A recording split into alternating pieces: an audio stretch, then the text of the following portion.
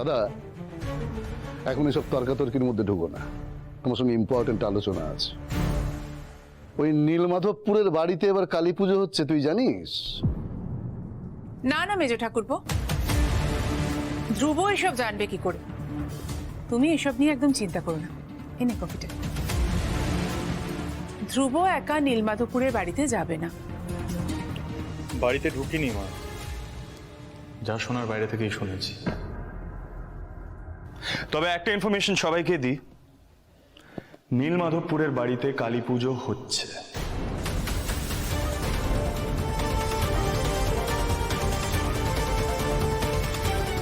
আচ্ছা ধ্রুব ভাই, আচ্ছা তুই বাড়ি বাইরে অব্দি গেলি কিন্তু তুই ভেতরে ঢুকলি না, মানে কেন? রিজনটা কি? বাহ, শুনলি না? আগের দিন মেচকা বললো আমি নাকি ওই বাড়িতে সম্পত্তির ভাগ নিতে যাই।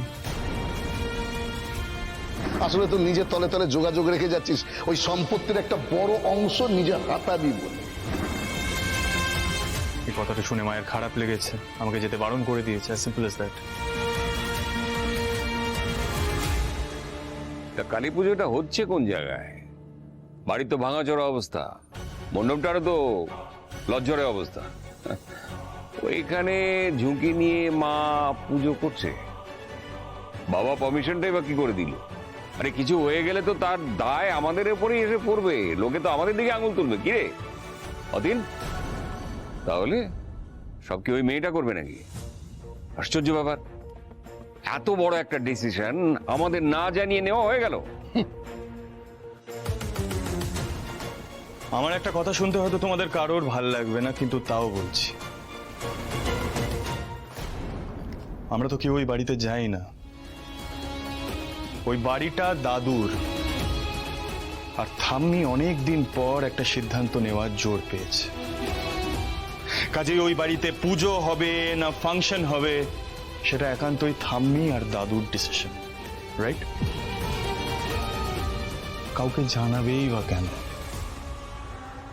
আরে ধ্রুব, এই বয়সে ওনারা পুজোর আয়োজন করতে গেলে ওনাদের শরীর খারাপ হয়ে যেতে পারে, তখন কে সামলাবে বলো তো ওনাদের? আর যতই হোক তোমার বাবা তো এই বাড়ির বড় ছেলে, তাই না? আরে রিক, রুষা, সমীর, তোরা দাঁড়িয়ে আছিস কেন এখানে? তোরা ধ্রুবকে নিয়ে যা তো, ওর ঘরে যা। আমি একটা দারুণ খাবার করে পাঠাচ্ছি।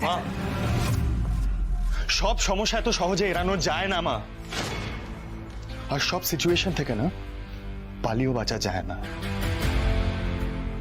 যদি থাম্মি আর দাদুর হেলথ নিয়ে এতটা চিন্তা হয় না, তাহলে নিজেদের যেতে হয়। কাকা, ও কাকা, সাবধান সাবধান। কই গেলে?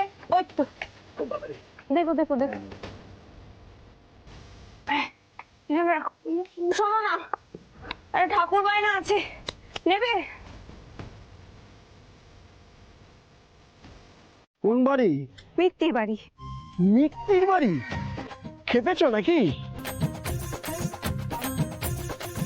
এই কাঠামোটা তো আমারই তৈরি করা। ও খেপা কর্তা হঠাৎ করে বলবে পুজো বন্ধ, ব্যাস, আর টাকাও দেবে না। না না না, এ ফিরে নিয়ে যাও। আর এই কাঠামোতে মূর্তি করতে অনেক সময় লাগবে, তারপরে টাকাও দেবে না আবার। কি বলছো কি কাকা?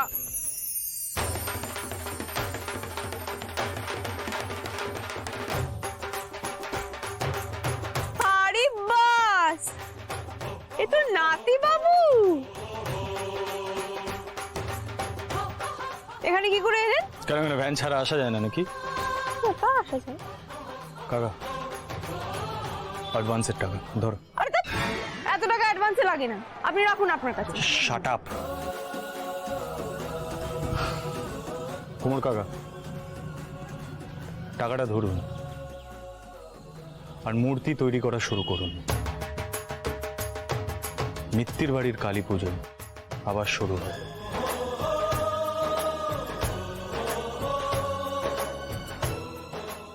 তুমি বুড়ো কর্তার বড় নাতি না? তোমরা সবাই আসছো?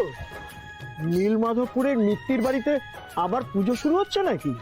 বলছিলাম যে তাহলে আমারটাও দিয়ে দিলে।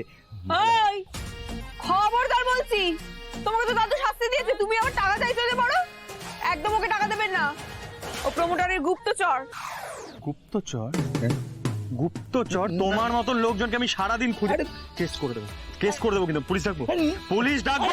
শুনুন না আমার কথা, আমি আসলে বুড়োবাবুর বাড়িতে পুজো হচ্ছে কিনা আর হলে তো কি হচ্ছে সেটা জানার জন্য গেছিলাম। কিন্তু দিদিমণি কাটারি নিয়ে কাটারি? আমাকে দেখবি মজা? যাও। চাই না, আমার লাগবে না কিছু দরকার নেই, সারা চাটা আপন বাচ্চা। মিত্তির বাড়ির পুজো তো এ কোনোবারই নির্ঝঞ্ঝাটে হয় না। যাই হোক, তুমি যখন টাকাটা দিলে একটা কাজ করো, ওই তৈরি মূর্তিটাই না নিয়ে যাও। এই কাঠামোতে না এ মূর্তি গড়া যাবে না। তা বললে হবে কি করে কাকা? মায়ের মূর্তি তৈরি হবে বলেই কাঠামোটা তৈরি হয়েছিল। ঠিক আছে, তুমি না পারলে আমিই কিছু করে নেবো। তুমি মূর্তিও তৈরি করতে পারো? বাবা, বিরাট ট্যালেন্ট। নাতি বাবু, আপনি জোনাকি বিশ্বাসের কতটুকু জানেন? হ্যাঁ,